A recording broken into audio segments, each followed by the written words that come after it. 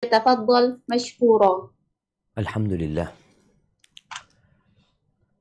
الذي بنعمته تتم الصالحات. Segala puji bagi Allah Jalla Jalaluh yang karena nikmatnya kebaikan-kebaikan menjadi sempurna. Kita bisa belajar. Kita bisa duduk konsentrasi menyimak ilmu. Itu karena Allah yang memudahkannya bagi kita. Kita sendiri pernah merasakan seperti ikan keluar dari air. Tatkala ayat-ayat Al-Quran dibacakan, tatkala majelis ilmu sedang berlangsung, kita galau, kita nggak nyaman, kita kepingin cepat selesai. Ada perasaan itu dalam beberapa kajian mungkin. Maka hendaklah bersyukur kepada Allah yang telah memudahkan bagi kita jalan menuntut ilmu.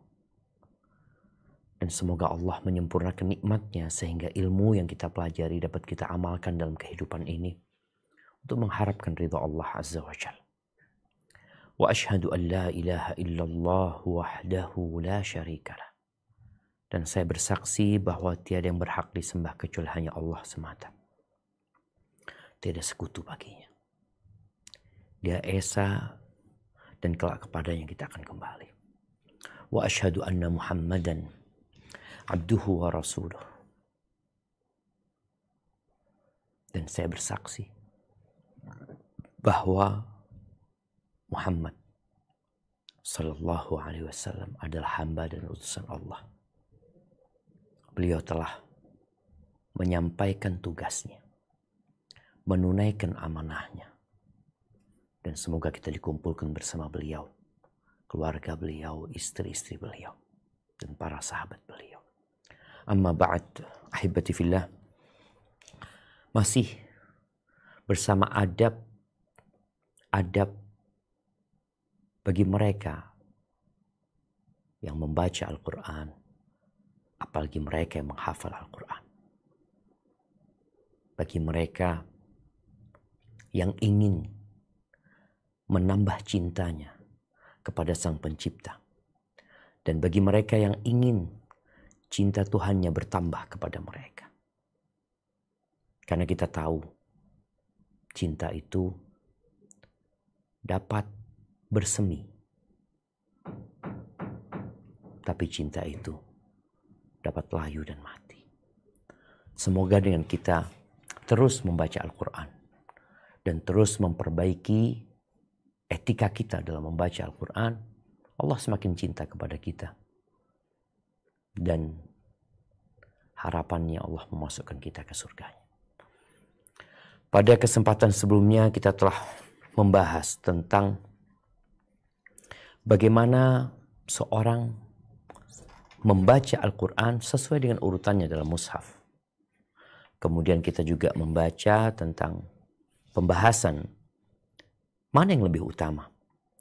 Membaca Al-Quran dari mushaf atau dari hafalan. Dan itu sudah kita bahas.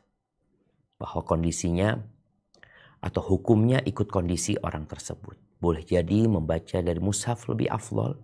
Dan boleh jadi membaca dari hafalan itu afdal. Hari ini kita akan membahas tentang bagaimana hukum membaca Al-Quran secara berkelompok. Ini permasalahan agak detail ya. Mungkin sebagian kita beranggapan bahwasanya membaca Al-Quran dengan satu suara itu terlarang. Kecuali mungkin kalau sedang pembelajaran buat anak-anak. Tapi ternyata permasalahannya nggak seperti itu. Dan ini yang dibahas oleh Al-Imam An-Nawawi. Semoga sekali lagi kita mendapatkan ilmu yang bermanfaat sehingga kita bisa menjalankan yang lebih sesuai dengan sunnah Nabi Muhammad alaihi salatu wassalam. Baik, silakan dibaca.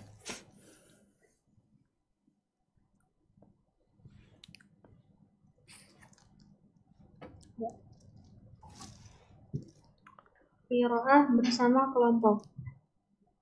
Ketahuilah bahwa qiraah membaca Al-Quran yang dilakukan suatu kelompok secara bersama-sama merupakan perbuatan yang dianjurkan, berdasarkan dalil-dalil serta perbuatan para salaf dan khalaf yang jelas. Barakallahu fikum. Iya, ini membaca Al-Quran bersama-sama dengan satu suara.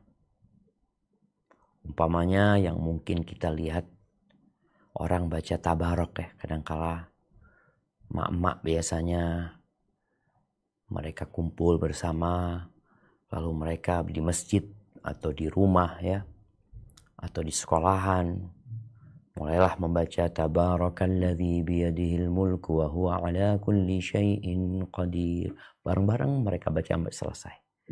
Jadi semuanya membaca dan tidak ada yang mendengarkan. Artinya semuanya membaca. Bagaimana hukum masalah ini?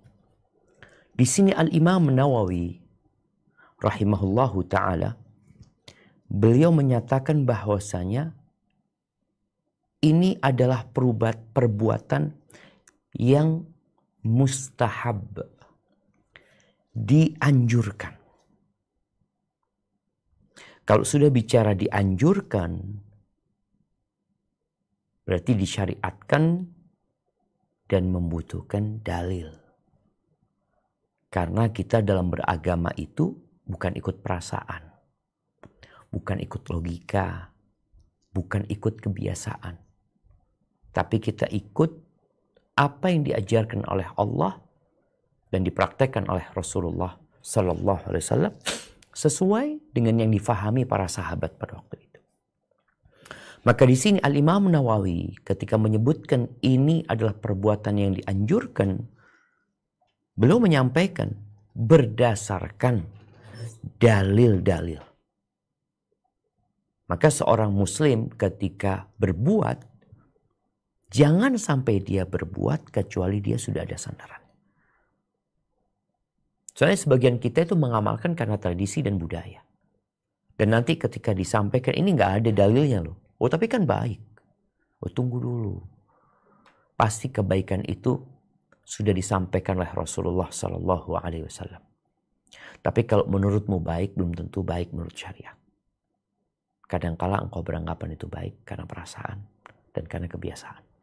Apalagi orang itu kalau menyelisihi tradisi dan budaya berat banget buat dia. Maka di sini disebutkan berdasarkan dalil-dalil serta perbuatan para salaf dan khalaf yang saling menguatkan, yang jelas dan saling menguatkan. Tapi masalah ini ada khilaf. Sehingga Imam Nawawi nanti menyebutkan. Ternyata ada sebagian ulama yang mengingkari hal tersebut. Baik, kita lanjutkan. Apa dalilnya sekarang? Tafadhal dibaca.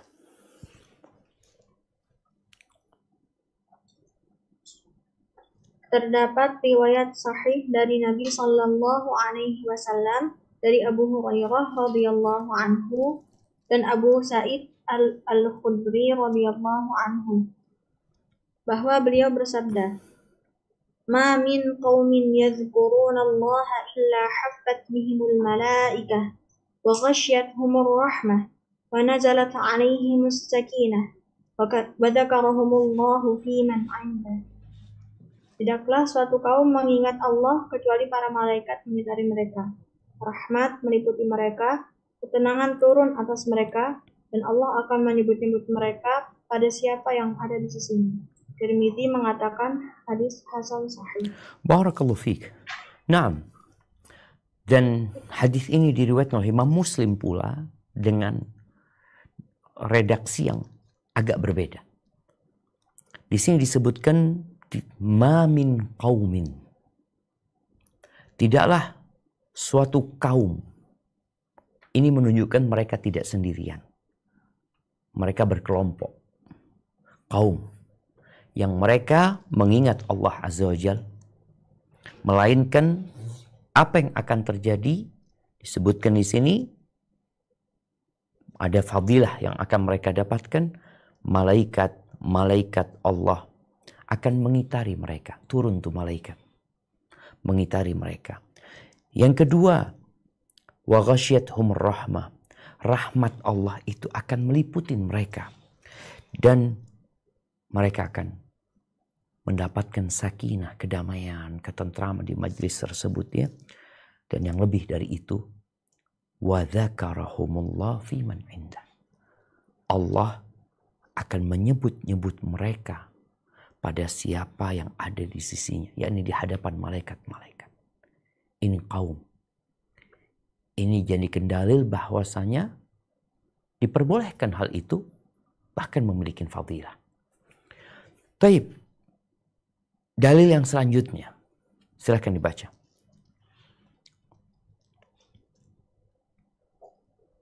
Diriwayatkan dari Abu Hurairah radhiyallahu anhu dari Nabi Shallallahu alaihi wasallam bahwa beliau bersabda, Majtama'a qaumun fi baitin min buyutillahi ta'ala yatluna kitaballahi wa yatadarasunahu bainahum illa nazalat 'alaihimus sakinah wa ghasyiyatuhumur rahmah wa haffathumul malaikah wa dzakarahumullahu fi man 'indah. Tidaklah berkumpul suatu kaum di salah satu rumah Allah Ta'ala membaca Al-Quran dan saling mengajarkan di antara mereka, kecuali ketenangan turun atas mereka, rahmat meliputi mereka, para malaikat mengitari mereka, dan Allah menyebut-nyebut mereka pada siapapun yang berada di sisinya. Hadis riwayat Muslim dari Abu Daud dengan sanad sahih yang memenuhi kriteria Bukhari dan Muslim. Barakallahu fikum. Nah, kita lihat di sini mirip dengan hadis yang sebelumnya. Disebutkan majtama'a qaumun. Ini kelompok berarti. Tidaklah suatu kaum yang berkumpul di salah satu rumah Allah. Apa yang mereka lakukan? Yatluna kitab Allah. Mereka membaca kitab Allah. Di sini para ulama berpendapat mereka membaca berarti membaca bersama-sama mereka. Kemudian wayatadarasunahu bainahum.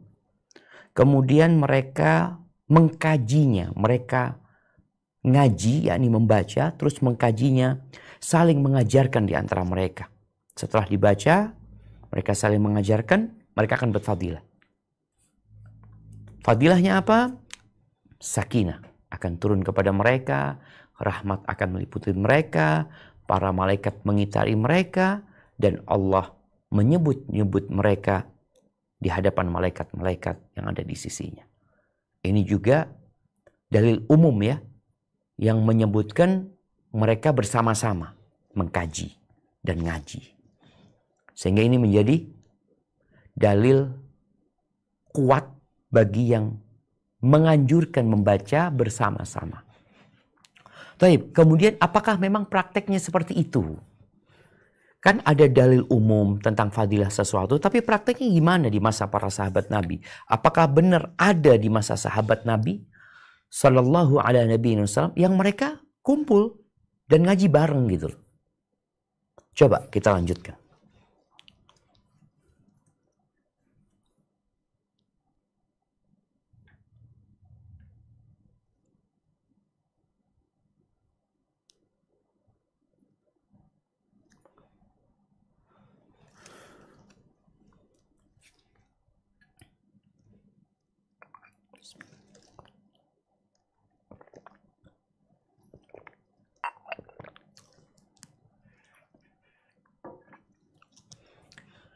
Nah, tafadhali, belum terdengar suaranya?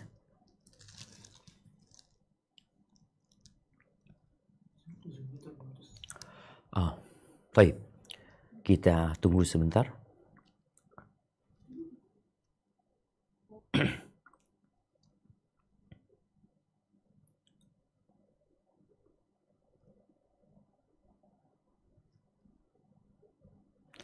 Nah, sambil nunggu koneksi tersambung kembali. Jadi kita melihat jemaah, Al-Quran ini dibaca sendirian dan dibaca bersama-sama. Baik, kayaknya sudah terkoneksi kembali? Tafadhol. Kemana ini?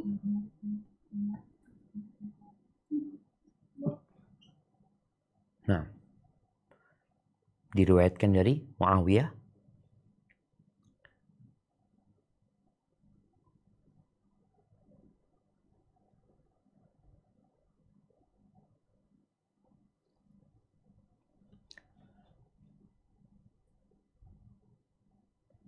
Nah, masih terputus atau sudah terkoneksi?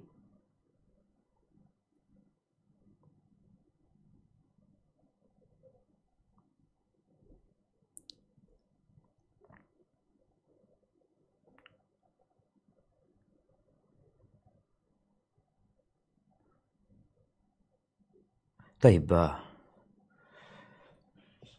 mengingatkan kembali bahwasanya membaca Al-Quran ini dapat dilakukan secara sendirian. Dan kemarin sudah dibahas lewat mushaf, lewat hafalan, mana yang lebih utama. Dan ternyata boleh, bahkan dianjurkan dibaca bersama-sama. Tapi nanti kita akan jelaskan apa syarat-syaratnya. Orang diperbolehkan baca bersama-sama, ada ketentuannya. Sehingga jangan sampai kita berdalih atau kita berdalil ini amalan yang disunnahkan, tapi ternyata ada ketentuan yang tidak dipenuhi. Karena seringkali kita itu tidak membaca syarat dan ketentuan. Kita baca yang besar ya, dalam sebuah akad umpamanya, syarat dan ketentuan biasanya kecil. Kita tidak membaca. Dan ini berpotensi yang kita lakukan ternyata melanggar. Yang seharusnya menjadi sesuatu yang dianjurkan, ternyata itu sesuatu yang melanggar. Baik, sudah terkoneksi? Alhamdulillah sudah, Ustaz. Nah, tafadhol, dilanjutkan. Diriwayatkan dari Muawiyah radhiyallahu anhu bahwa Rasulullah Shallallahu alaihi wasallam keluar menghampiri sebuah halaqah para sahabatnya. Lantas bertanya, "Apa yang menyebabkan kalian duduk bermajelis?" Mereka menjawab, "Mengingat Allah Ta'ala serta memujinya karena menunjuki kami pada Islam serta menganugerahi kami nikmat dengannya." Kemudian beliau bersabda, "Atani Jibril alaihi salam fa'akhbarani anna Allah Ta'ala yubahi bikumul malaikah." Jibril alaihi salam telah datang kepadaku dan mengabarkan bahwa Allah Ta'ala membanggakan kalian di hadapan para malaikat. Hadis riwayat Tirmidzi dan Nasa'i. Tirmidzi mengatakan hadis hasan gharib. Kami tidak meriwayatkannya kecuali ini. Ya, banyak hadis terkait hal ini. Taib, ahibati fillah. Banyak hadis yang terkait dengan hal ini. Al-Imam Nawawi mencukupkan dengan beberapa hadis ini. Yang pertama adalah ucapan Nabi SAW. Yang kedua juga ucapan Rasulullah SAW. Yang ketiga praktek. Di mana beliau SAW mendapati halaqah di dalam masjid. Kumpul para sahabat. Nabi tanya sama mereka, "Ma yujlisukum?" Apa yang membuat kalian bikin halaqah ini? Ngapain kalian di halaqah ini? Mereka menyebutkan, jalasna nadhkurullah ta'ala. Kita duduk untuk mengingat Allah, berzikir, bersyukur sama Allah, memuji Allah. Itu yang membuat mereka duduk di sana. Berarti ada praktek mereka kumpul, mengingat Allah, berzikir, dan memuji Allah Azza wa Jalla.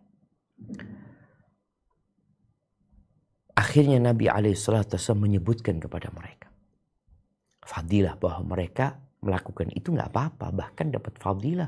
Apa fadilahnya? Disebutkan di sini, atani Jibril, Jibril tadi datang kepada aku dan dia memberitahu aku bahwa Allah membanggakan kalian di hadapan malaikat-malaikatnya. Taibah, ini praktek yang terjadi di masa sahabat Nabi. Di masa Nabi SAW dan dilakukan oleh para sahabat Nabi. Tapi kita lanjutkan.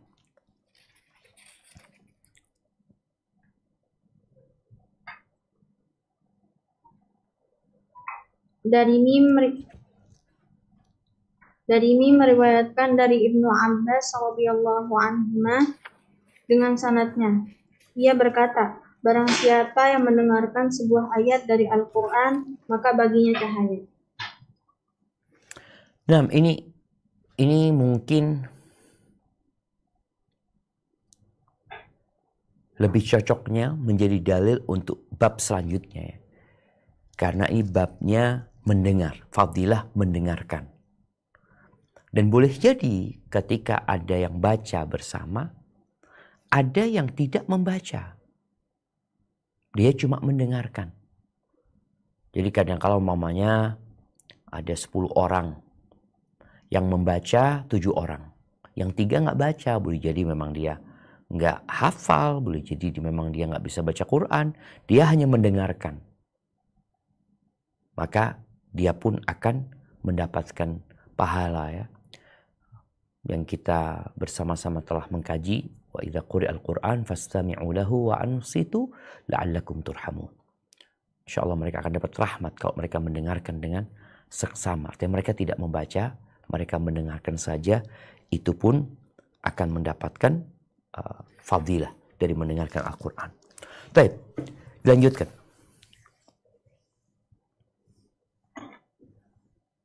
Ibnu Abi Daud meriwayatkan bahwa Abu Darda radhiyallahu anhu pernah mempelajari Al-Quran bersama sebuah kelompok yang membacanya bersama-sama.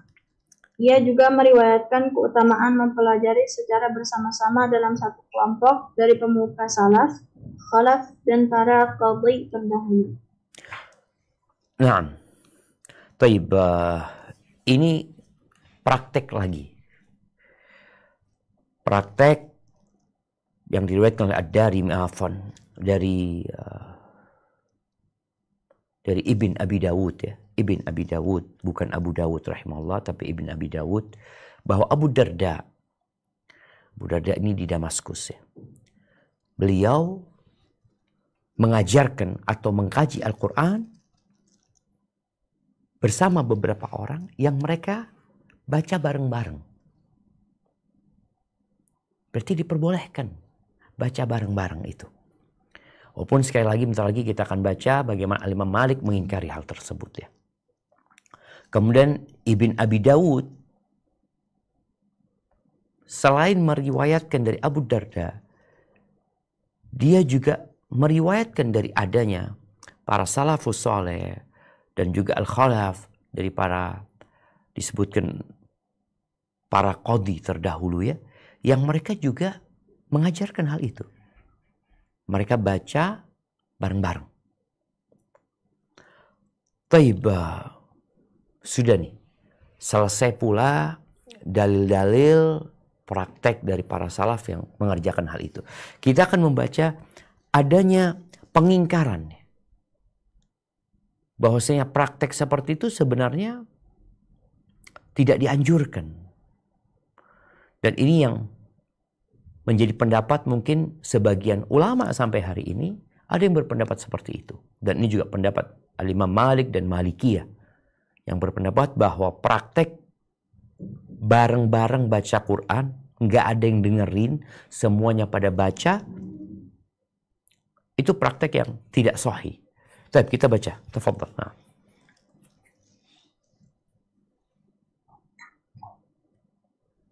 Diriwayatkan dari Hasan bin Atiyah dan Auza'i bahwa keduanya berkata, orang yang pertama kali mengadakan pembelajaran di Masjid Damaskus adalah Hisham bin Ali saat kedatangannya pertama kali kepada Abdul Malik. Baik, ini pendapat Hasan ibn Atiyah dan Al-Auza'i. Bahwa yang pertama kali, ini jadinya bid'ah. Yang pertama kali mengada-ada baca Quran bareng-bareng itu Hisham bin Ismail. Tiba Hisham bin Ismail sebentar.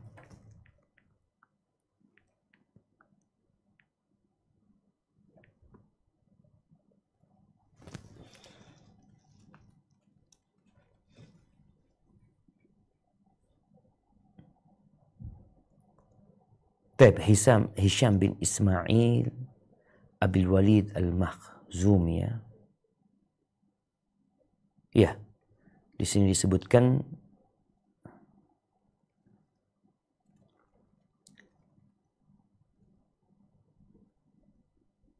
dia itu sempat dijadikan wali sebagai gubernur Madinah ya dari tahun 82 sampai 86.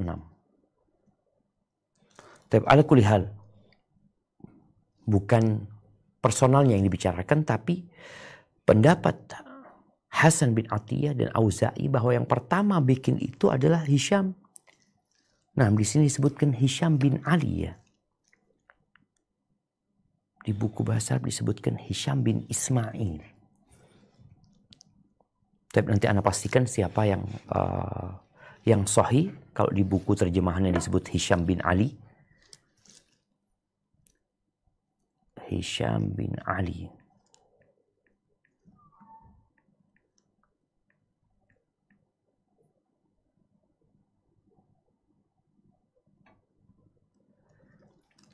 Berarti pendapat Al-Auza'i ini perbuatan bid'ah. Perbuatan yang baru terjadi di masa Khalifah Abdul Malik ibn Marwan rahimahullahu ta'ala. Dan peristiwa itu di Damaskus. Jadi praktek baca bareng-bareng ketika datang ya, mungkin ya yang kita lihat kadang-kala habis subuh mereka baca bareng-bareng. Ini dianggap sesuatu yang bid'ah. Baik, dilanjutkan.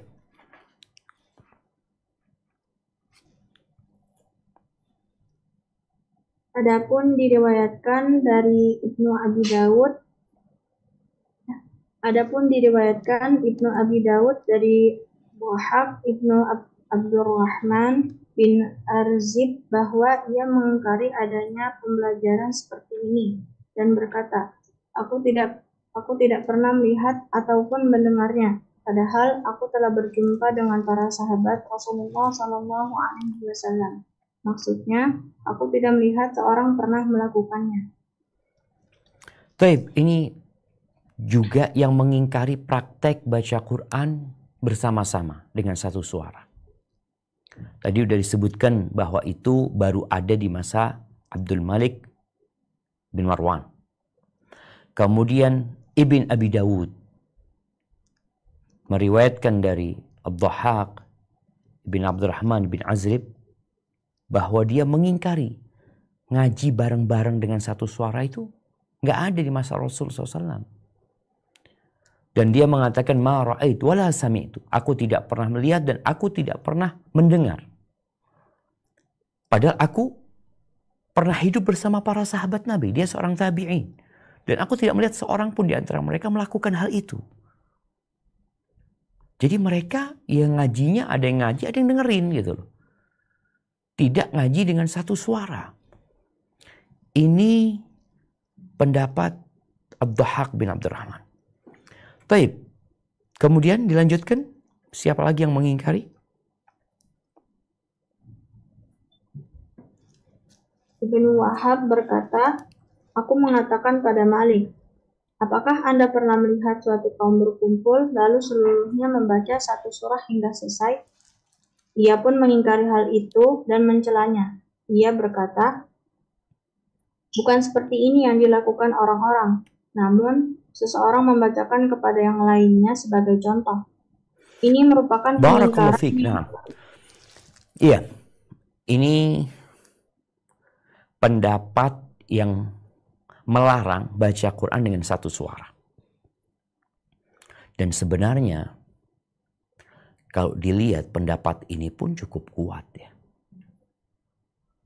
Karena mereka lebih kepada praktek yang terjadi di masa orang-orang terdahulu. Kita tahu Al-Imam Malik kalau nggak salah meninggal tahun 187 insya Allah.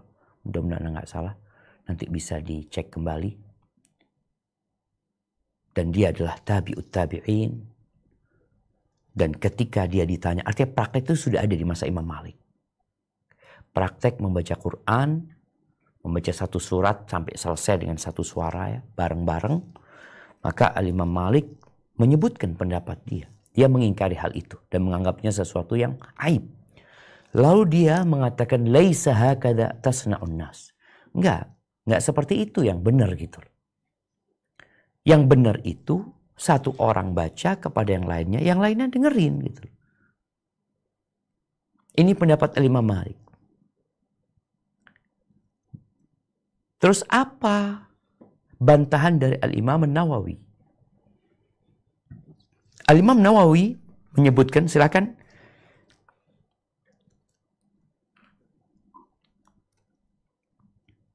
Nah, ini merupakan Ini merupakan pengingkaran yang berlawanan dengan apa yang dilakukan oleh para salaf dan khalaf.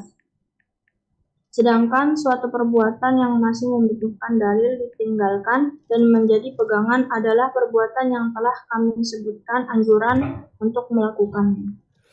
Nah, jemaah. Jadi sekali lagi masalah ini ada khilaf ya di antara para ulama, sehingga mereka yang mengingkari mereka juga punya salaf ya.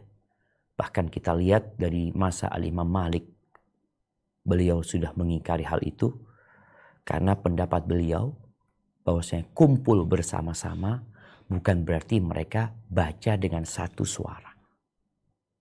Enggak. Iya, mereka kumpul, mereka mengingat Allah Azza wa Jalla, tapi tidak dengan satu suara. Semuanya baca qul huwallahu ahad umpamanya, bareng-bareng seperti itu. Karena pendapat Imam Malik nggak kayak gitu yang dilakukan gitu loh. Yang ada itu satu baca, yang lainnya dengerin. Tapi pendapat Al-Imam Nawawi, dan itu juga pendapat mungkin banyak ulama, merasa nggak apa-apa kata dia. Buktinya sudah ada di masa para sahabat Nabi. Memang dalil yang secara rinci ya, detail menyebutkan mereka baca dengan satu suara itu tidak didapatkan. Yang ada memahami ucapan mereka mengkaji, satu kaum yang kumpul mereka mengkaji, ini difahami ya mereka baca dengan satu suara. Itu kesimpulan yang dilakukan oleh sebagian ulama yang membolehkan baca Quran dengan satu suara. Tapi Al-Imam Malik di sini disebutkan bahwasanya enggak kayak gitu prakteknya. Prakteknya satu membaca, yang lainnya mendengarkan. Itu yang dianggap sunnah. Tapi sekali lagi Al-Imam Nawawi berpendapat yang pengingkaran yang dilakukan oleh Al-Imam Malik ini berlawanan dengan apa yang dilakukan oleh para salafus saleh. Kemudian di sini disebutkan sedangkan suatu perbuatan yang masih membutuhkan dalil ditinggalkan dan yang menjadi pegangan adalah perbuatan yang telah kami sebutkan anjuran untuk melakukannya. Baik. Di sini disebutkan akan tetapi, dilanjutkan.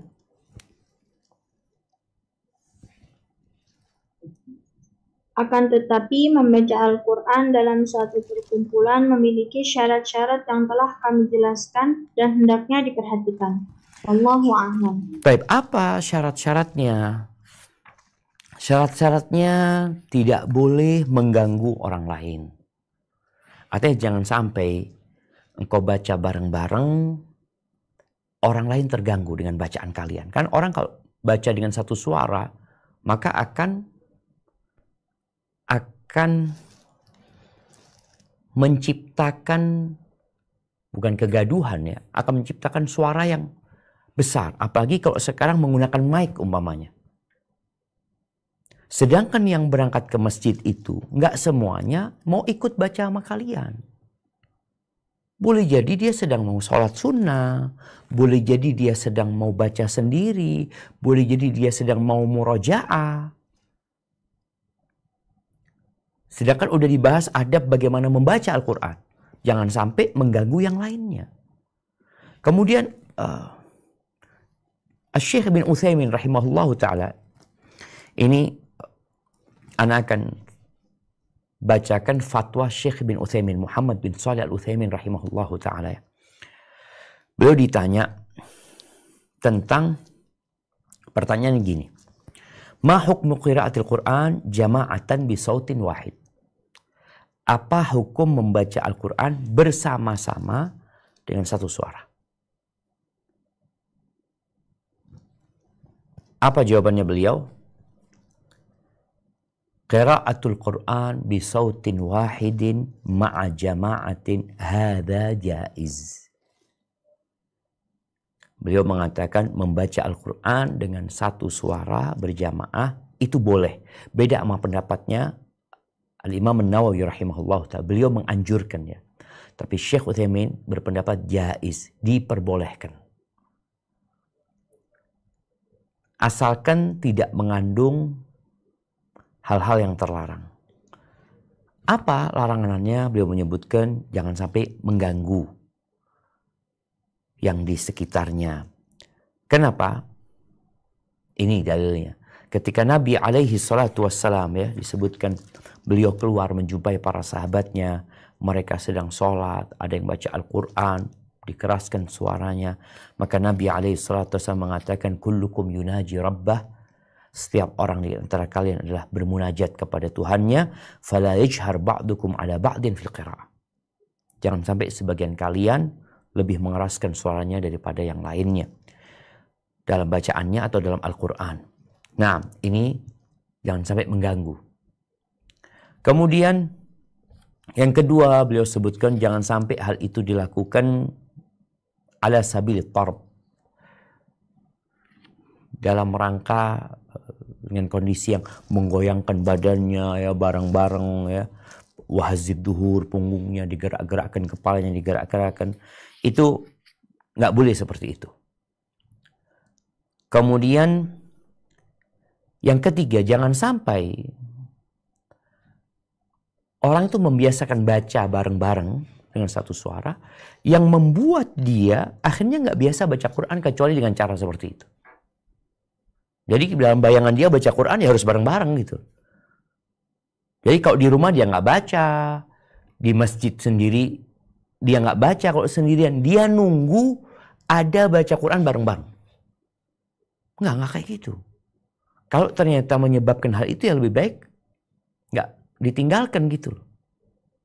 Ini pendapat Syekh Muhammad bin Shalih Al-Utsaimin. Dan Al-Imam Nawawi pun juga beliau menganjurkan jangan sampai syarat-syarat yang telah dijelaskan, adab-adab yang telah dijelaskan di sebelumnya itu dilanggar. Tetap harus jaga adab gitu loh.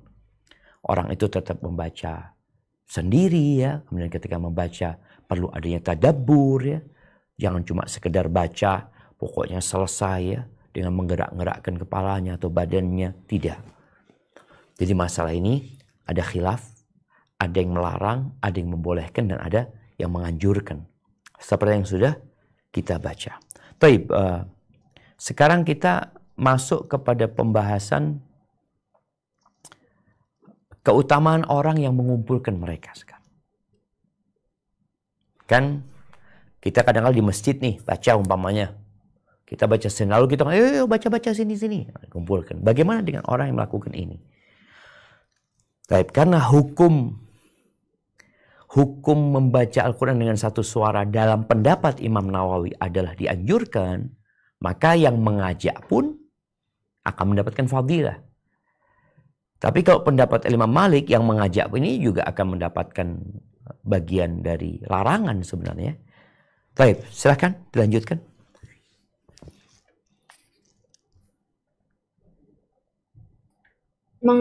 Mengenai ketentuan orang yang mengumpulkan mereka untuk qiraah, banyak nas-nas yang membahasnya. Seperti sabda Rasulullah sallallahu alaihi wasallam, "Ad-dalu 'alal khairi kafa'an." Orang yang menunjukkan pada kebaikan mendapatkan pahala sebagaimana orang yang melaksanakannya. Lanjutkan. Juga sabda beliau sallallahu alaihi wasallam, la an yahdiyallahu bika rajulan khairun laka min humrin na'am. Sungguh jika Allah memberi hidayah kepada seseorang melaluimu, maka itu lebih baik daripada kamu mendapatkan unta-unta. Nah, dilanjutkan. Masih banyak hadis-hadis masyhur yang lain. Allah Ta'ala berfirman, wa ta'awanu 'alal birri wattaqwa. Dan tolong menolonglah kamu dalam mengajarkan kebajikan dan ketakwaan. Al-Maidah surat kelima ayat kedua. Tidak diragukan lagi pahala orang yang berusaha. Taib, ini ayat dan hadis yang baru saja dibaca menunjukkan tentang keutamaan mengajak orang dalam kebaikan. Tolong menolong dalam kebaikan. Karena Al-Imam Nawawi berpendapat bahwasanya membaca Al-Quran dengan satu suara itu dianjurkan dengan syarat dan ketentuan yang telah beliau sebutkan. Tapi kalau bicara pendapat Al-Imam Malik ya dan sebagian Hanafiyah, mereka berpendapat itu terlarang. Bahkan mereka menganggapnya bid'ah yang terlarang ya. Ini anak-anak bacakan ucapan dalam madhab Maliki. Qala fil madkhal lam yakhtalif qawlu Malik anna al-qira'ata jama'atan wa dzikra jama'atan minal bid'il makruhah. Bahwasanya tidak ada perselisihan dalam pendapat Imam Malik bahwa membaca secara bersama-sama, berzikir bersama-sama itu termasuk bid'ah yang terlarang. Kemudian di dalam kitab Manhil Jalil Syarah Mukhtasar Khalil disebutkan ini qala Syekh Ulaish ka qira'ati jama'atin ma'an bi sautin wahid fatukrah li mukhalafatil amal. Seperti kata beliau, membaca bersama-sama dengan satu suara ini dibenci karena menyelisihi amal yang dilakukan oleh penduduk Madinah. Walita'idil litarki ba'dim syai'an minhu, karena juga akan menyebabkan orang yang baca bareng-bareng itu kadang-kala dia meninggalkan beberapa huruf, beberapa ayat ya, karena untuk mengikuti bacaan bersama tersebut. Li ba'din inda dhiqin nafas wa sabqil ghair, ya. Ini juga di antara kenapa terlarang ya, selain tidak sesuai dengan amalan penduduk Madinah, beliau menyebutkan di antara sebab dilarangnya juga karena tadi akan kehilangan beberapa ayat atau beberapa kalimat. Kadang-kala orang ini kan nafasnya nggak sama dengan yang lainnya. Ketika dia sedang bernafas, udah kelewat beberapa kalimat umpamanya. Kemudian juga di sini beliau berpendapat dilarangnya karena akhirnya nggak ada yang mendengarkan Al-Quran. Wali adamil isra' lil Quran. Nggak ada orang yang baca Quran. Padahal mendengarkan Al-Quran itu dianjurkan, diperintahkan sebagai perintah Allah. Wa idza quri'al Quran fastami'u lahu wa ansitu. Ya. Taib, itu yang ingin anak bacakan dari pendapat Malikiyah dan sebagian ulama lainnya, bahwasanya mereka melarang hal itu. Baik, kalau sudah melarang, yang dibahas oleh Al-Imam Nawawi nggak berlaku akhirnya. Karena di sini Al-Imam Nawawi menganjurkan pula orang untuk mengumpulkan orang-orang membaca Al-Quran secara bersama-sama. Hadza wallahu a'lam bishawab. Baik, kita lanjutkan ke satu pembahasan yang mirip dengan yang sebelumnya, tapi sebenarnya enggak.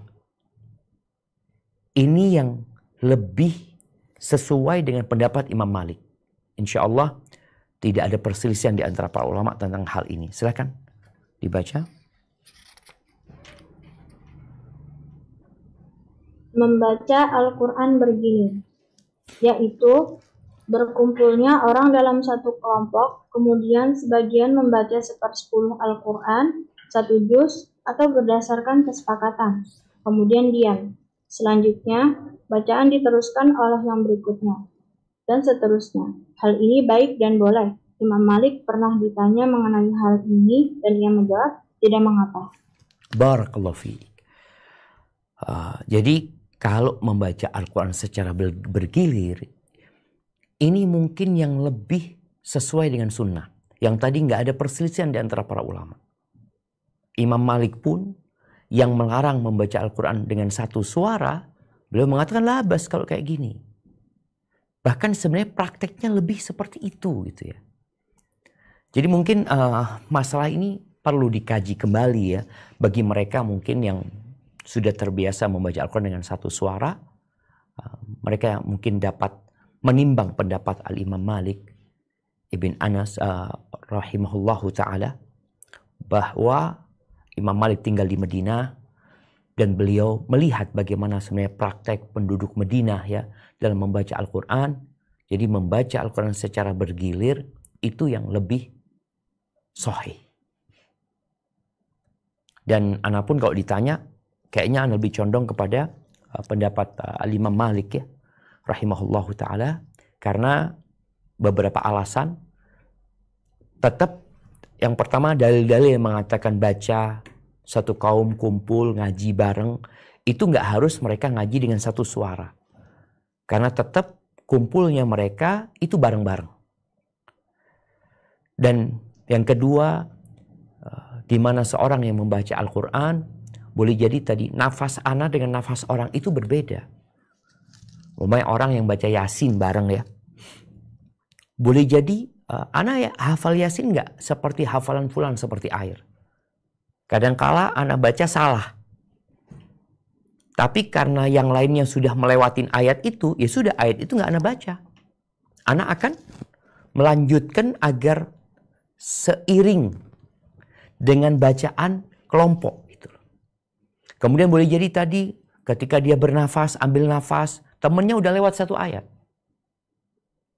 Apalagi yang terakhir yang disebutkan tadi, dianjurkan untuk mendengarkan Al-Quran, gak ada yang dengerin. Ya sudah, semua baca masing-masing, gak ada yang mendengarkan, apalagi ya kalau bicara perintah untuk mentadaburi Al-Quran, merenungkan Al-Quran, dapat enggak? Karena namanya orang mentadaburi Al-Quran, kadangkala dia berhenti lewat ayat rahmat, dia ingin berdoa, minta rahmat Allah. Tapi karena kelompoknya sudah melewatin, akhirnya ya nggak bisa berhenti dia meminta rahmat Allah Azza wa Jalla. Ala kulli hal, masalah ini ada khilaf di antara para ulama, tapi yang lebih utama menurut Al-Imam Malik, dan kalau dilihat Al-Imam Nawawi menyebutkan hal ini untuk mengingatkan bahwasanya membaca secara bergilir itu mungkin yang lebih utama. Dengan cara apa? Tadi membaca 10 ayat, yang lainnya diam, menyimak, atau membaca satu halaman, yang lainnya diam menyimak, kemudian dia melanjutkan membaca. Ini yang seperti kita kenal di negeri kita mungkin dengan tadarus ya. Tadarusan, orang-orang itu kalau tadarus biasanya modelnya ada yang membaca, ada yang menyimak. Hadza wallahu a'lam bishawab ya. Mungkin kita cukupkan sampai di sini karena pembahasan yang selanjutnya cukup panjang. Kita akan lanjutkan di pertemuan yang akan datang. Tafadhali barakallahu fiik.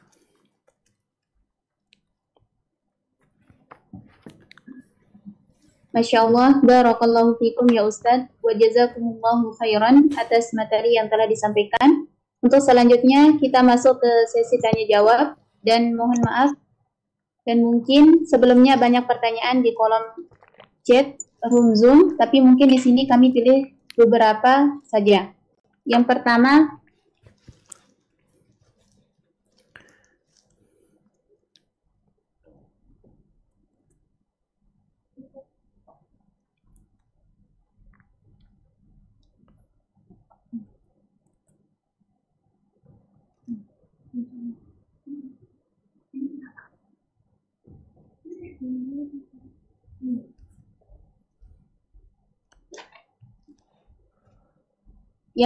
kami akan membacakan pertanyaan yang masuk di room Zoom.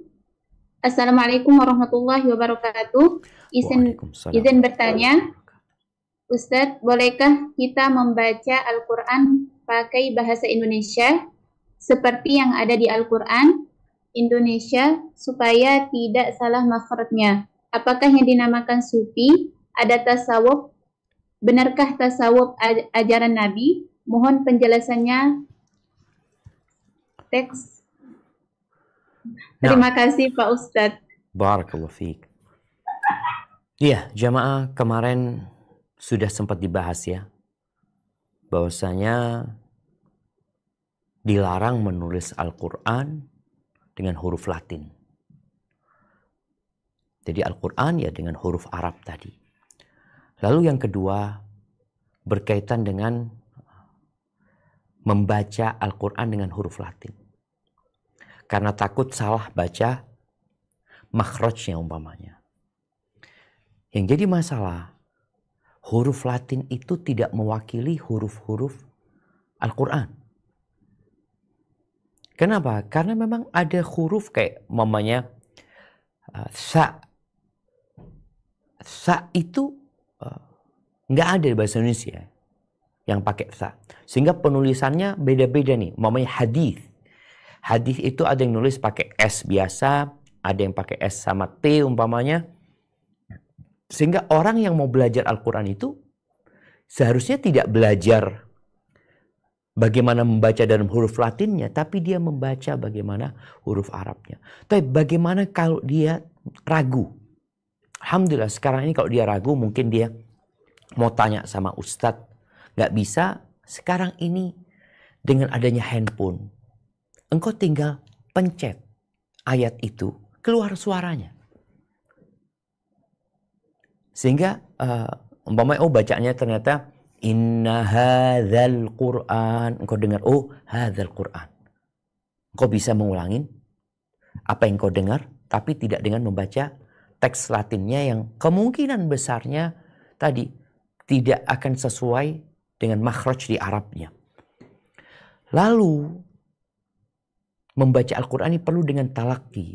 Boleh jadi kita merasa sudah sahih, tapi ternyata salah. Dan alhamdulillah sekarang juga sudah dengan mudah kita bisa bertanya.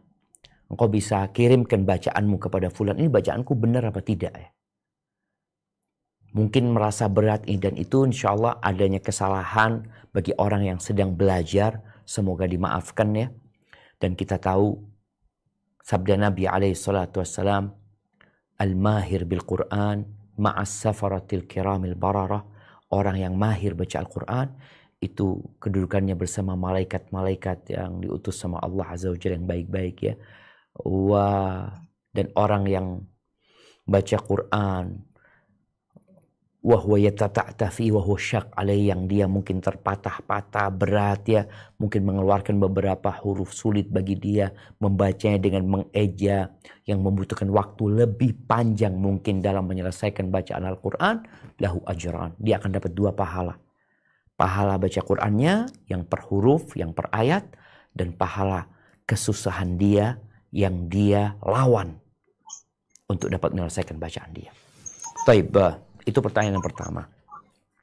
Berkaitan dengan tasawuf ya. Yang pertama, istilah tasawuf sendiri ini adalah istilah yang mungkin tidak akan didapatkan di masa Nabi alaihi salatu wassalam ya. Ada sebagian yang mengatakan ada di masa Nabi, yaitu ashabus suffah. Ya.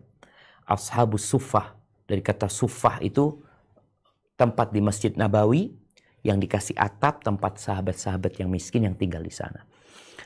Ahibati fillah, banyak thariqat-thariqat yang tersebar di muka bumi ini, yang semuanya berpendapat bahwa thariqat dia adalah yang paling benar.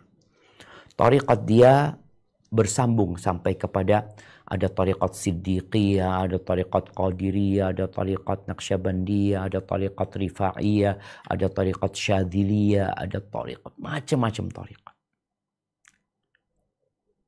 Yang mereka berpendapat thariqat mereka yang sampai kepada Nabi SAW.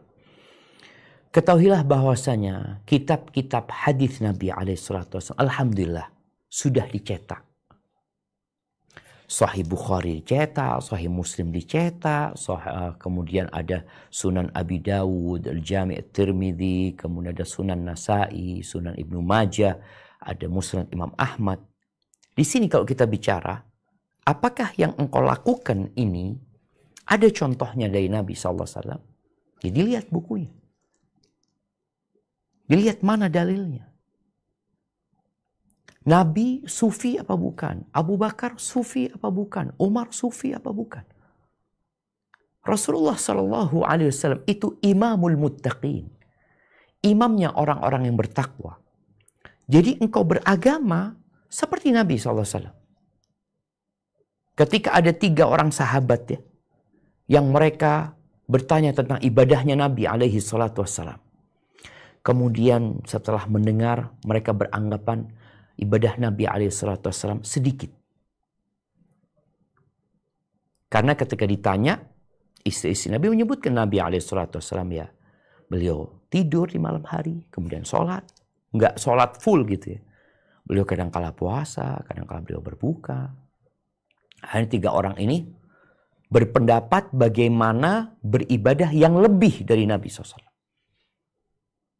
Karena mereka beranggapan Nabi SAW kan sudah diampuni dosa-dosanya. Kita kan belum. Berarti kita harus lebih banyak lagi beribadah. Yang satu mengatakan, aku akan sholat malam tanpa tidur sepanjang masa. Yang satu mengatakan, aku akan puasa sepanjang tahun. Yang satu mengatakan, aku tidak akan menikah dengan wanita. Nabi menikah dengan wanita. Akhirnya Nabi SAW mengatakan kepada mereka. Bukan kepada mereka aja, kepada para sahabat. Karena pemikiran ini nggak boleh dibiarkan. Pemikiran ini sudah tidak sesuai dengan sunnah. Maka Nabi SAW mengatakan kepada mereka, ketahuilah aku adalah orang yang paling bertakwa di antara kalian. Yang paling takut kepada Allah di antara kalian. Yang paling tahu tentang Allah di antara kalian. Dan aku sholat malam dan aku tidur. Aku berpuasa dan aku berbuka. Wa atazawwajun nisa, dan aku menikah dengan wanita-wanita. Lalu beliau mengatakan, faman raghiba an sunnati falaysa minni. Barang siapa yang tidak suka dengan sunnahku, maka dia bukan dari golonganku. Jadi silahkan engkau berada di mana saja, bersama siapa saja, tapi dalam beragama engkau bersama Nabi SAW, menjalankan sesuai dengan sunnah Nabi SAW. Maka dalam beragama biasa-biasa aja, yang wajar-wajar aja. Gak usah berlebih-lebihan, gak usah dikurangin, sesuai dengan yang diajarkan Nabi, itu yang kita amalkan. Hadza wallahu a'lam bissawab. Nah.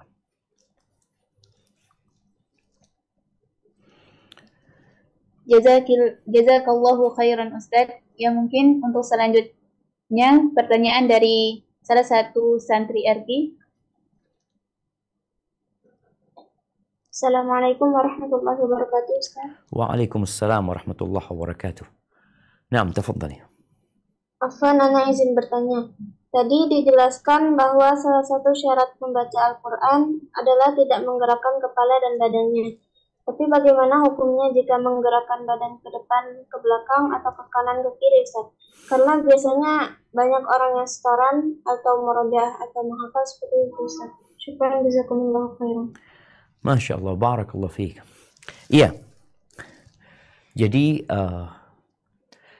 kalau hal itu terjadi bukan karena sebuah ajaran ya, tapi karena dia memang untuk supaya nyaman dia menghafalnya, menyetorkannya ya. Semoga nggak ada larangan. Tapi kalau itu sebagai bentuk menghayati ya, karena Syekh Utsaimin ketika mensyaratkan nggak boleh ada kondisi orang yang seakan-akan dia mengikuti bacaan dia dengan menggoyangkan kepalanya ya, maka itu dilarang. Maka usahakan ketika anak kok kalau nyetor dengan goyang gitu lebih apa? Lebih fokus gitu ya. Wallahu a'lam bishawab. Jadi lebih utama tidak dengan cara menggoyangkan dirinya, kecuali ada posisi dia memang kalau itu biasanya anak lebih santai gitu ya. Makanya ketika sholat antum tidak melakukan itu ya. Ketika orang sholat, pernah lihat orang sholat membaca sambil goyang-goyang ke depan, ke belakang, enggak ya. Karena memang dia dituntut untuk lebih khusyuk, dituntut untuk lebih menghayati apa yang dia baca. Hadza wallahu a'lam bissawab. Nah.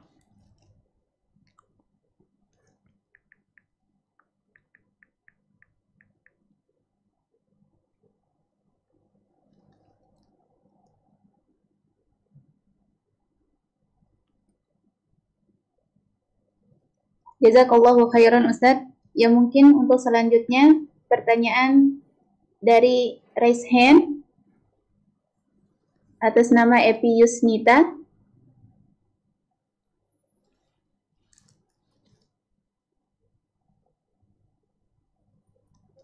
Tafadhali Evi Yusmita. Jazakillah khairan, Ukti. Assalamualaikum warahmatullahi wabarakatuh, Ustaz. Waalaikumsalam warahmatullahi wabarakatuh. Naam, tafadhali. Saya mau bertanya, kalau misalnya menyetor bacaan Al-Quran dengan tujuan agar termotivasi untuk membaca seharinya sekian, untuk menghilangkan futur yang ada di diri Ustadz. Jadi menyetor ikut dalam grup tilawah, tapi kita setoran gitu, misalnya sehari sekian. Setoran Itu, bacaannya apa laporan? Laporan saja. Nggak setoran berarti nggak nyetorkan hafalan kan? Nggak nyetorkan bacaan, yang ada laporan aja. Iya, yang satu kan store laporan saja, yang kedua store untuk hafalan. Apakah itu boleh, Ustadz? Masya Allah. Itu saja pertanyaannya, Ustadz. Naam, barakallahu fiik. Barakallahu fiik. Syukran, Ustadz. Wa iyyakum. Ahibati fillah. Innamal a'malu binniyat, ya. Kita tahu di antara yang menjadi korek api neraka itu adalah alimun wa qari'ul Qur'an. Adalah orang yang alim, seorang ustadz, dan orang yang hafal Al-Quran. Orang yang pandai membaca Al-Quran. Karena dia ketika ditanya sama Allah, innama ta'allamtu fika wa 'allamtun nas wa qara'tu fika al-Qur'an. Ya, aku belajar karena mengharapkan keridhaanmu dan ajarkan kepada manusia juga karena berharap Allah Azza wa Jalla, dan aku membaca Al-Quran karenamu. Tapi ternyata disebut kadzabta, bohong, dusta. Maka jangan sampai itu yang terjadi. Kalau sekedar untuk memotivasi, boleh jadi laporan itu membuat engkau termotivasi untuk membaca Quran lagi. Tapi boleh jadi laporan itu membuat engkau jadi riya. Ini masalahnya kembali kepada hati orang yang membaca. Sehingga kalau engkau sudah termotivasi, gini, Allahu a'lam ya, nanti dilihat kondisi orang. Kalau engkau sudah termotivasi, engkau tidak perlu laporan. Udah engkau baca. Jadikan itu antara engkau sama Allah. Kenapa? Karena engkau bacanya di rumah. Engkau bacanya di rumah dan gak ada orang yang tahu sebenarnya. Tapi dengan laporan itu akhirnya orang jadi tahu. Oh, fulan bacanya 1 juz. Oh, fulan bacanya 2 juz ya. Orang jadi tahu. Orang jadi tahu ini apakah berdampak kepada hatimu atau tidak? Engkau yang lebih tahu hal itu. Karena ada orang yang baca tersembunyi. Gak ada orang yang lihat. Tapi hatinya kepingin dia diketahui sama orang. Bahwa dia orang suka menghatamkan Al-Quran. Jadi innamal a'malu binniyat. Jadi secara hukum ketika engkau laporan itu seperti anak-anak ya. Yang mungkin di pondok dia wajib melaporkan hal itu karena dalam masa pendidikan. Di mana dalam masa itu terkadang ada pemaksaan ya dari guru demi mencapai target. Karena orang itu ya secara kejiwaan malas, dia kepinginnya santai. Tapi dengan adanya program sekolah yang menekan dan mengikat, akhirnya target itu tercapai. Ini nggak ada masalah. Tapi kalau engkau tadi sebenarnya engkau alhamdulillah sudah termotivasi dan nggak ada masalah, lebih baik engkau ya nggak perlu dilaporkan hari ini kau baca Quran berapa juz gitu. Tapi ada kondisi anak sekarang kayaknya masih lagi futur ya, insya Allah. Ketika engkau sudah semangat udah nggak perlu laporan ya, ana undur diri dulu, afwan, sudah engkau semangat baca sini, nggak usah laporan sama mereka, kau laporan sama Allah Azza wa Jalla. Kalau bicara setoran hafalan, nah itu diperlukan. Kenapa? Karena setoran hafalan ini bukan laporan engkau hafal berapa, bukan. Tapi engkau ingin memperbaiki bacaanmu dan memastikan bahwa hafalanmu benar. Kadang-kala kita waktu namanya sudah hafal, tahu-tahu di ujian banyak salahnya. Nah, kita setorkan dulu kepada kawan kita agar bisa dipastikan bacaan kita benar. Hadza wallahu a'lam bissawab. Nah.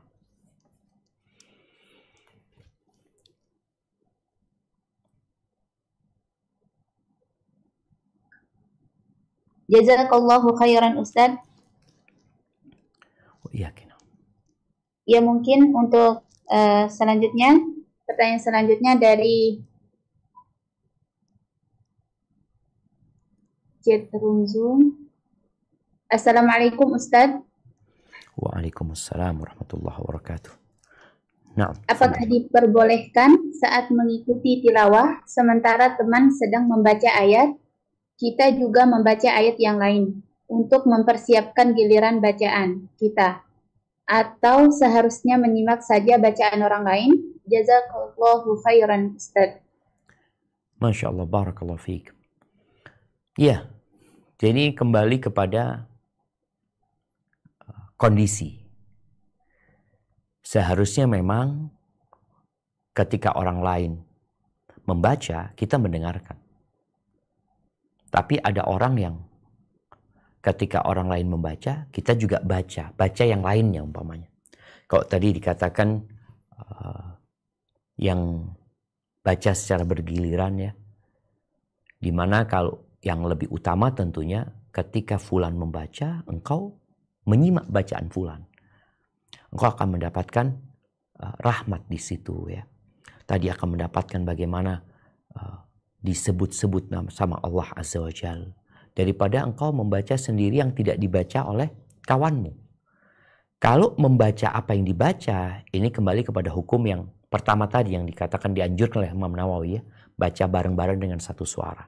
Tapi sepertinya pertanyaannya, kawannya membaca ayat 10 ayat, dia membaca ayat 10 sesudahnya karena dia takut salah umpamanya. Dan di sini juga masalah niat. Kita bukan sedang pamer bacaan kita bagus. Kita bukan sedang pamer bacaan kita nggak ada salahnya. Tapi kita sedang membaca kalamullah yang kita perlu keikhlasan. Dan kalau ternyata ada bacaan kita yang salah, ada yang memperbaiki nantinya. Maka lebih utama ketika kawan mau membaca, engkau fokus mendengar bacaannya sebagaimana Nabi SAW, beliau yang hafal Al-Quran, yang diturunkan kepada beliau Al-Quran, ketika Abdullah bin Mas'ud membaca, beliau mendengarkan sampai selesai. Dan dalam mendengarkan ini, usahakan ada tadabbur. Boleh jadi engkau mendengarkan dan melihat terjemahannya. Jadi fulan membaca, ayat-ayatnya engkau dengarkan dan engkau juga menyimak, mungkin melihat terjemahannya supaya engkau lebih menghayati.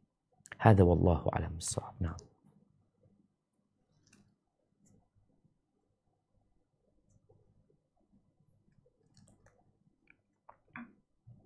Afwan Ustadz, apakah masih ada waktu untuk bertanya? Baik, kita mungkin 2 pertanyaan lagi kemudian masuk ke kuis. Nah. Baik. Pertanyaan selanjutnya dari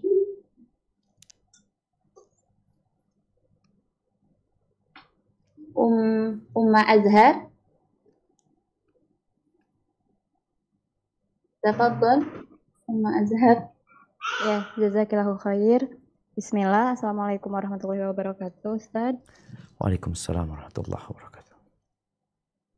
Mohon izin bertanya, bagaimana jika kita mendengarkan murotal, tetapi dengan beraktivitas banyak gitu, jadi sambil nyapu, sambil ngepel, sambil masak gitu. Sedangkan saya pernah mendengar di salah satu pendapatnya Ustadz yang lain, ketika kita membaca murotal itu harusnya duduk gitu, tidak boleh sambil beraktivitas yang lain. Lebih baik jika mendengarkan kajian saja gitu, kajian dari Ustadz saja yang boleh memasak atau beraktivitas lain gitu. Sedangkan kalau misalkan saya pengennya kalau lagi kajian itu sambil menulis gitu. Tapi kalau lagi masak tuh pengennya sambil murojaah gitu, sambil mendengarkan murotal gitu. Itu bagaimana ya Ustadz? Jazakumullahu khairan katsiran Ustadz. Masya Allah, barakallahu fiik. Iya, ini subhanallah di masa sekarang ini ada nikmat Allah yang besar. Yang Allah berikan kepada kita di mana kita dapat menyimak Al-Quran tanpa ada orang yang membacakannya kepada kita. Bahkan kadangkala yang baca Al-Quran juga sudah meninggal dunia, tapi suaranya masih bisa dinikmati. Kalau pertanyaannya mana yang lebih utama, maka yang lebih utama memang orang itu mendengarkan Al-Quran sambil fokus gitu. Karena Allah Azza wa Jalla mengatakan wa idza quri'al Al-Quran fastami'u lahu wa ansitu. Dengarkan dan perhatikan la'allakum turhamun, agar kalian mendapatkan rahmat dari Allah Azza wa Jalla. Maka yang lebih utama memang kalau dengerin Al-Quran ya sambil duduk fokus. Akan tetapi ketika seorang beraktivitas dia mendengarkan Al-Quran, mungkin menurut sebagian pendapat ulama memang seakan-akan dia tidak menghormatin Al-Quran tersebut. Karena dia beraktivitas lain. Tapi di sisi lain dia ingin memanfaatkan waktunya untuk dapat mendengarkan Al-Quran. Ya. Memang boleh jadi jamaah ketika dia sambil nyapu, jangan sambil nyapu ya. Orang yang sedang duduk dengarkan Al-Quran kadang-kala konsentrasinya kemana-mana. Anda rasakan sendiri ya. Ketika Anda baca Al-Quran, baca 2 halaman, kadang-kala 2 halaman itu nggak ada satupun yang nempel di hati. Ayo, sampai mana tadi ya? Karena kita membaca dengan pikiran kemana-mana. Sehingga ketika orang tadi nyapu, beraktivitas, memang yang dikhawatirkan dia nggak konsentrasi. Sehingga pahala dari mendapatkan bacaan Quran atau mendengarkan Al-Quran pun tidak sempurna buat dia. Seperti makanya sebenarnya ulama berpendapat nggak kalau engkau membaca Quran ya dengarkanlah. Duduk mendengarkan dengan seksama. Itu tentu kondisi yang paling utama seperti itu. Mendengarkan sebagian mengatakan lebih baik dengarkan ceramah. Iya, dalam ceramah itu pun sebenarnya ada ayat-ayat Allah yang dibaca. Bahkan di sana ada peringatan-peringatan yang mungkin kita faham. Banyak di antara kita baca Quran nggak faham dia. Walaupun dia duduk menyimak pun dia nggak paham dengan apa yang dibaca. Di ceramah itu pun kadang-kadang dibacakan ayat-ayat Allah, dia dalam kondisi menyapu sehingga tidak bisa fokus. Jadi intinya engkau berusahalah untuk kalau mau yang afdol tentunya tadi dengan duduk menyimak ya, membaca mushafnya, mendengarkan dan kita mengikuti membaca mushafnya itu yang lebih utama. Tapi kalau memang nggak memungkinkan dan engkau ingin mendengarkan Al-Quran ya, engkau ingin memang benar-benar Al-Quran itu menjadi penyejuk dirimu, semoga ya tetap dapat pahala walaupun mungkin tentunya tidak sempurna pahala yang didapatkan. Hadza wallahu a'lam bissawab.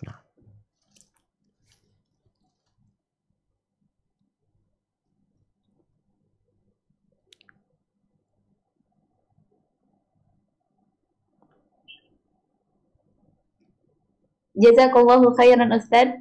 Mungkin pertanyaannya tinggal satu lagi. Izin bertanya satu lagi Ustadz. Hukum jika di kelas tahsin di saat ustazahnya membacakan Al-Quran untuk memberikan contoh dengan bacaan sesuai tajwid, kemudian diikuti dibaca bersama-sama dengan santrinya, itu bagaimana Ustadz? Barakallahu fiik. Iya. Kalau tujuan membaca bersama-sama dalam rangka menghafal dan memperbaiki bacaannya, insya Allah nggak ada masalah ya. Orang tadi kita juga bahas ya bersama-sama bahwa pendapat jumhur ulama, mungkin tadi di kalangan Imam Nawawi menukil pendapat yang melarang itu pendapat Imam Malik dan sebagian Hanafiyah. Dalam rangka tidak belajar pun mereka berpendapat dianjurkan. Artinya sekedar mau baca Quran gitu loh. Apalagi kalau kondisinya memang ini untuk mengajarkan. Jadi kalau tujuannya sang guru membaca, kemudian sang murid mengulangin dalam rangka memperbaiki bacaan mereka, insya Allah nggak ada masalah dan ini masuk yang dianjurkan ya. Karena mereka ingin memperbaiki bacaan mereka. Tapi kalau tadi mereka baca bareng-bareng tapi kehilangan beberapa ayat, tapi biasanya enggak sih. Anda lihat biasanya kalau guru sedang mengajarkan itu tidak berhalaman yang banyak. Biasanya mungkin 1 halaman atau kadangkala hanya 1 surat pendek, sehingga yang dikhawatirkan oleh Imam Malik atau para Malikiyah di mana kehilangan beberapa kalimat ya, atau dia kemungkinan naik tarik nafas sedangkan bacaannya sudah ke ayat berikutnya, insyaallah itu dapat dihindarin. Hadza wallahu a'lam bishawab. Jamaah itu yang dapat kita kaji pada kesempatan kali ini. Mungkin kita masuk ke sesi kuis. Naam, tafadhali.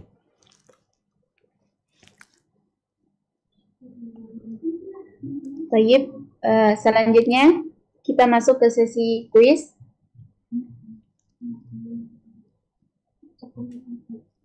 Tafadhal Ustaz. Baik, Masya Allah. Pertanyaan yang pertama ya. Siapa yang berpendapat tidak dibolehkannya membaca Al-Quran bersama-sama dengan satu suara?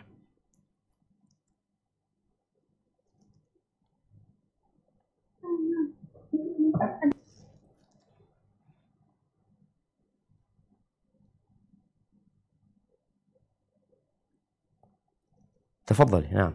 Tafadhal untuk Ibu Nunung.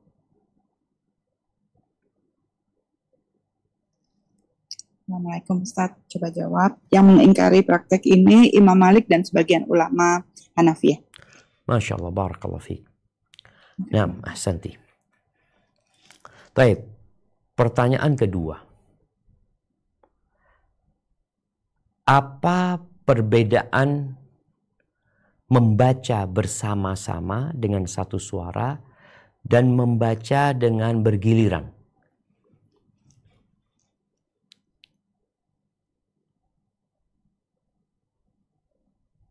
Perbedaan hukumnya. Ini mungkin buat santri IRQ. Nah, hukumnya ya.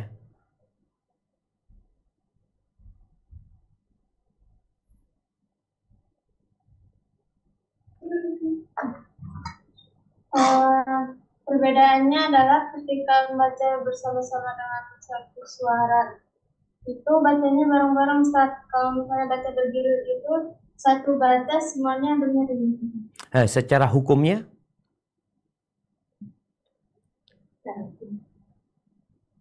Hukumnya. Secara hukumnya apa perbedaannya? Hukum bagi yang baca bersama-sama, hukum yang baca bergiliran.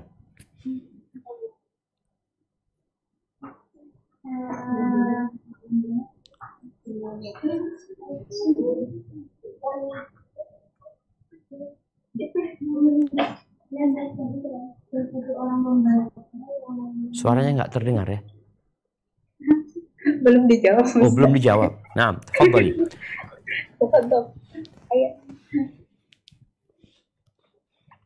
Tidak mengapa, Ustaz. Iya, enggak, kalau yang tadi, kalau yang baca bersama-sama dengan satu suara, itu ada khilaf di antara para ulama. Iya. Kalau yang baca bergiliran, hukumnya bagaimana pendapat Imam Malik sendiri? Iya, beliau berpendapat membolehkan. Baik, pertanyaan terakhir nih. Apa alasan Maliki atau Imam Malik dan Hanafiyah berpendapat bahwasanya membaca bersama-sama dengan satu suara itu termasuk perbuatan yang terlarang atau perbuatan yang tidak dianjurkan? Apa alasan mereka?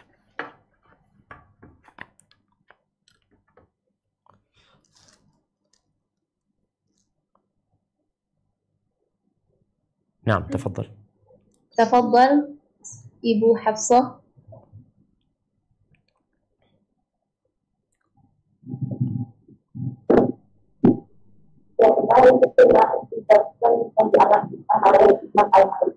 Afwan, suaranya pecah ya. Mungkin bisa bisa mendekat atau gimana?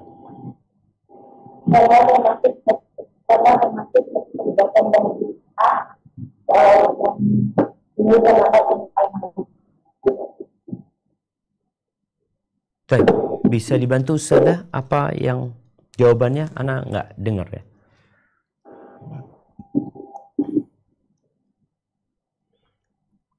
Akuan dari sini juga nggak kedengeran Ustaz. Ya, mungkin bisa dialihkan ke yang lainnya. Mohon maaf Ibu karena memang nggak terdengar ya.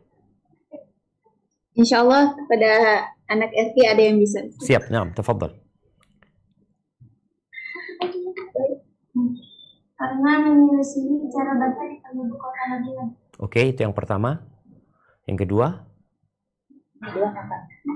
Kedua.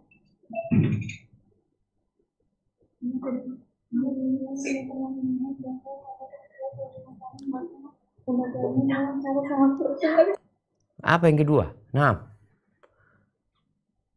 yang kedua menyebabkan kehilangan beberapa ayat ya, atau beberapa kalimat karena dia mungkin antara cepat dan lambatnya bacaan kelompok tersebut ya. Kadang-kala dia bernafas, tahu-tahu tarik nafas, tahu-tahu sudah melewat ayat selanjutnya. Kemudian yang ketiga, perintah untuk mendengarkan ya, sehingga orang yang membaca, sama-sama baca, kadang-kala dia akan mendengarkan. Baik, barakallahu fiik ya. Itu mungkin yang dapat kita kaji pada kesempatan kali ini. Intinya jamaah dalam masalah ini ada khilaf dan kita kadang-kala perlu berlapang dada.